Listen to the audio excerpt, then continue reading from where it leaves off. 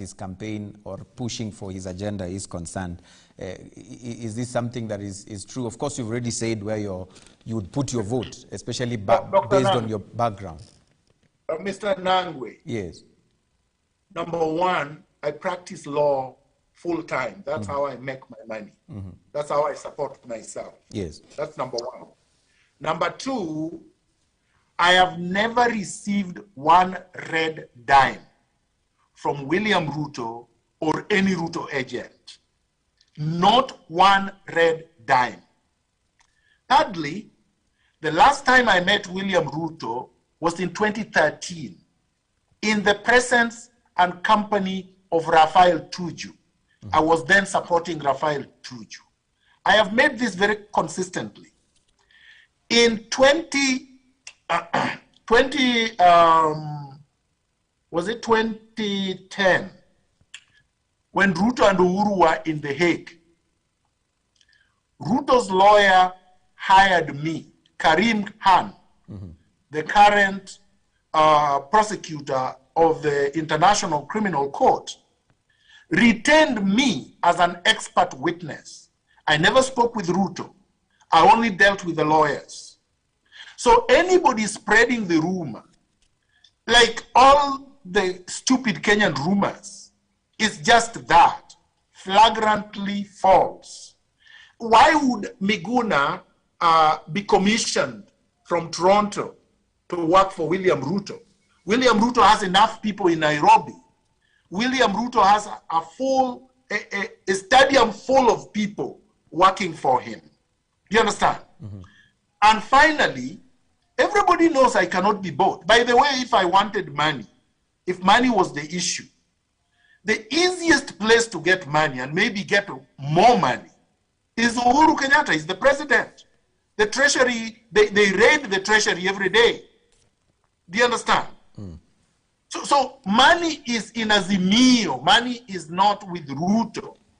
But if money was with Ruto, Ruto already has a team working for him. They have not approached me. I've not approached them. I have no interest in that kind of work right now. Everybody knows that ideologically, I'm not with Ruto ideologically. I'm not with Raila ideologically. I'm a very radical socialist-oriented person. All right? But when I talk politics, the practical realities of politics, you cannot confuse that with ideology. Do you understand? And right now, as we speak, because we have to be realistic, there are two leading candidates in Kenya. It is Raila Odinga and William Ruto.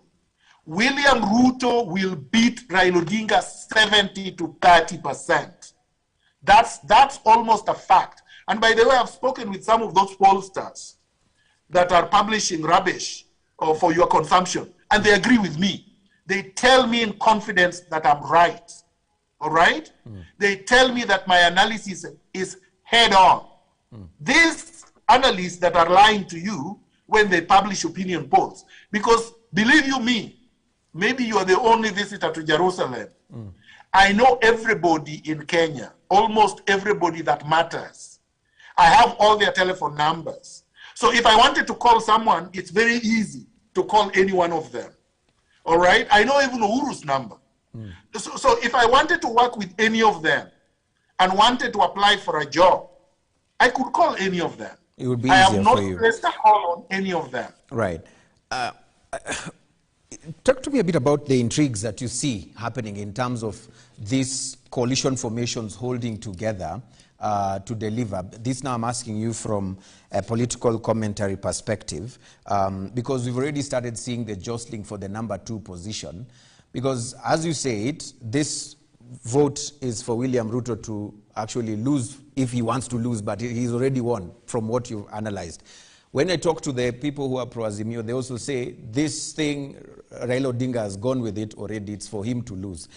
From where you sit, what would be the mistake, especially when it comes to holding these formations together, particularly on this #2 position? We've already started seeing Malala saying that this thing has to go to Musalia Mudavadi, or we have to put them to, a competitive analysis to be able to decide who's able to best fit to support William Ruto in delivering the economy. From where you sit, the Kikuyus also are saying, especially Moses Kuria has said it, the number 2 position has to come to the mountain because of our numbers and what we provide on the table. What's your take on this, Dr.?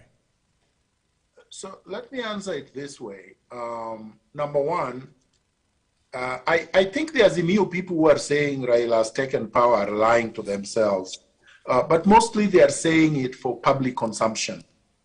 I've seen even in the villages, and I talk with some people in the villages, even in the villages, the Luos did not even register in large numbers for the vote. They know Raila cannot win.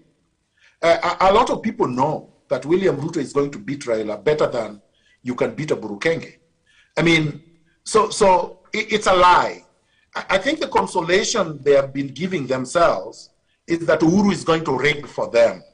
And unfortunately, they are going to find that a very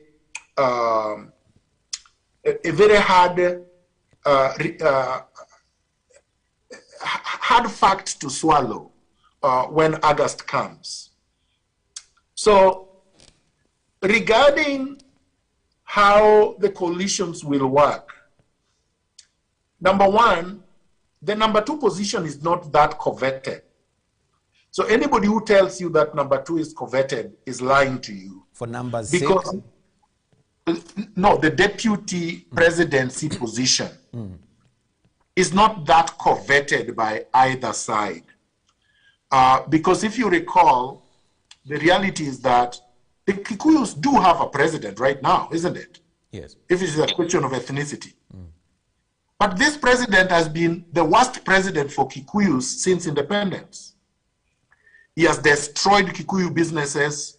He has evicted Kikuyus who cannot afford even a place to live in. He has brutalized them.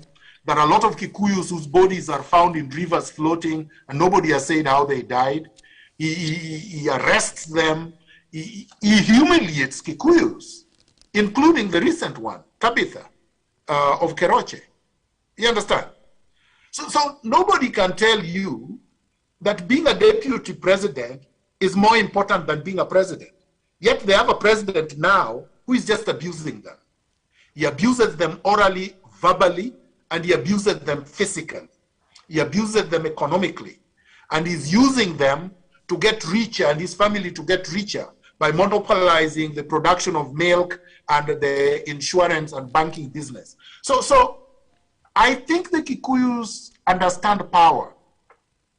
And they know that right now in this government, the person who probably is closer to the president in terms of power are 2 people, Kibicho and Matiang'i. And they are not deputy presidents. So they know that. So why would you negotiate for a deputy president when you know what is happening to Ruto? Uhuru has made it a very unattractive position right now because you can't rule out the fact that history will repeat itself. The same way Jaramogi was mistreated, the same way Murumbi was mistreated, the same way Moi was abused, the same way Karanja was abused, the same way Kibaki was abused, and now Ruto. So that's number 1. So anyone who tells you that the most important position that people are negotiating for is the DP's position is lying to you. Number 2, I have to take them at their word. I have worked with all of them. I know Musalia Mudavadi is slow to act, but when he normally tells you I'm doing this, he's doing it.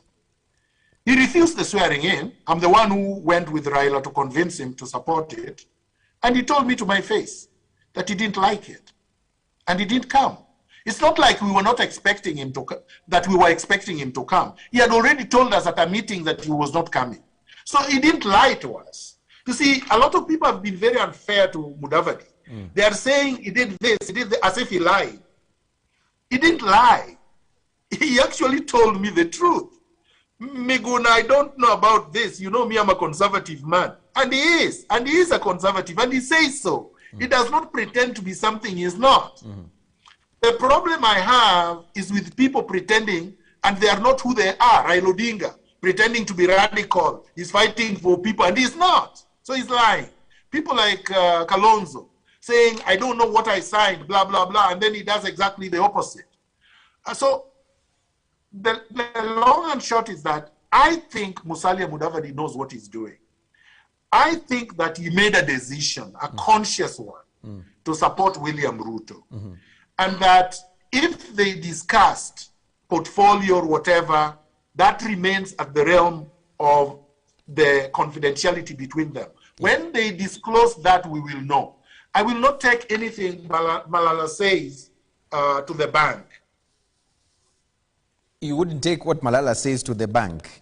And he gave the signs of a potential working formula together with Musalia Mudavadi and the DP by showing signs in Mumias, and it came to pass. There are those who say that he could be speaking for someone, and that could be the Deputy President and the ANC brigade. Yeah, but you see, for someone who has sat at the cabinet table, and I've been a secretary to a cabinet committee, right? Sometimes you don't say those things because you want the result that people think you want. Sometimes you want the opposite. Yeah. You see, there is something called a trial balloon. You can float it, but you know what you want, right? But anybody who is following the balloon is following, fiction. So I will not read Malala the way you are reading him. Malala is probably sent there to fly a balloon and see reactions as the scheming happens. It is the scheming part that I'm interested in. Right. And with this scheming part that you're interested in, then you know William Ruto will not go for it alone. He needs to have a deputy. What do you think is the winning formula? Who do you think, in your opinion, from where you sit? You see, there is the reality and there is what I want. Realistically, I think it would be rather presumptuous of Kikuyus to insist on having a deputy president. Because we've had too many Kikuyu presidents if we go by ethnicity. I know people will argue that all Kenyans are free, and I agree. Constitutionally, legally, anyone is allowed to run for president and become president, including Kikuyus, including Kalenjins. I agree. But the optics is that Jomo Kenyatta was a Kikuyu, Kibaki was a Kikuyu, Uhuru is a Kikuyu, and is still president. I think optically it looks bad if the Kikuyus insist that they must be the running mate. And that is with Raila, similarly with Ruto. Because you know what that brings, the danger is, particularly with Raila. Everybody knows he's old, and they're saying he's a transitional president. Which means in the next 5 years, it will be another Kikuyu president. So what have you done? Because Uhuru said that he wanted somebody else. So what is it that you would be doing if he's insisting that Raila is president, and then immediately after that, Raila could either die in power because he's too old, or he could be removed, or he could leave after one term. Either way, a Kikuyu becomes the next president immediately afterwards. That's not something that is good. But in terms of mobilizing, I think the Kikuyus expect a DP. And if I were Ruto, I would pick Gachagua as the DP. If I were him, I'm not him. I think Gachagua is the best communicator of that team. I think he's the best mobilizer. I think Gachagua understands power politics more than anybody else at that table. He was Uhuru's aide, but he's a very, very insightful man. I've studied him closely. And I think when it comes to real politics, it's Gachagua. But if it comes to optics, then it would have to be someone else. I don't know. I don't want to propose anybody, but it could be Mudavadi. It could be somebody from the coast. It could be Nanok. I don't know. All right, Dr. Allow me to read some comments right here as we close. I have Omondi Gwada who says, you are wallowing in myopia, General. You know not what happened in Kenya today. Ground shifted, and most probably you are in the 2016 politics. Would you want to respond to him? I can't dignify that with a response. Right. Another one says, next time you want to dress down your enemy, hire Miguna. This is another one from Roberto Ongera says, ask Daktari what is his stand or who can he probably support for August polls, and also ask him whether he is planning to go for Nairobi gubernatorial seat. I think, Daktari, you mentioned, you responded. I already answered the question. Responded to that one. Tom Kuala Pole, bro, he saw Raila as president, but where is he now and where is Raila now? Miguna is a valiant and Raila an angel. Trust Raila at your own risk. Miguna now a devil despite the risk he on behalf of Raila took. Miguna, you are one of us. God bless you. This is what he says. Miguna is an eloquent liar, a hater in chief. This is Tom Kuala. Another one from Wende Mashare says, Miguna is a very sober man. God will bless him one day. Those torturing him will be put to shame. Daktari, you mentioned something that you say that no matter what the man had done, he will still, or he was still a human, and being deserving of the same moral, legal, and constitutional rights that I was demanding had to be observed. This is in part what you've been able to say when your wife was actually talking about Raila Odinga, and you seem to be saying that, you know, no matter what this person has done, he's still a human being and deserves the same moral, legal, and constitutional rights that you have been demanding. Is there a time, Dr. Miguna Miguna, that you will forgive Raila Odinga? So, I don't know why I'm asked this question,